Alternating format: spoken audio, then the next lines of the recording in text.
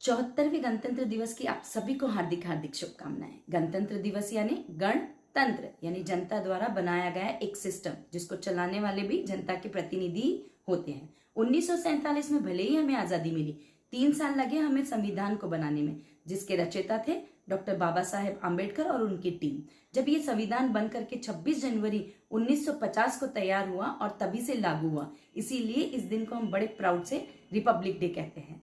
आज के गणतंत्र दिवस की 3 विशेषताएं थी। उसमें सबसे पहली विशेषता थी ऑनरेबल राष्ट्रपति जो 21 तोपों से सलामी दी गई थी, वो सारी तोपें मेड इन इंडिया थी। दूसरी, देश में आज के गणतंत्र दिवस में जितनी भी परेड्स अलग अलग स्टेट्स की निकली थी, उनमें सबसे ज्यादा फोकस था नारी सशक्तिकरण और उनको लीड करने वाली नारी ही थी।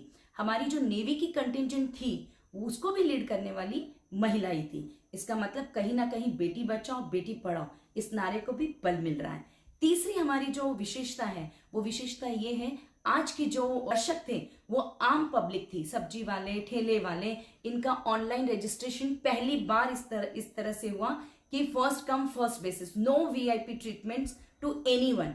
आज का जो 65,000 जो दर्शक थे उनमें से अधिकतर आम जनता थी। This is the reason why I like Modi and this is the reason I am proud Indian.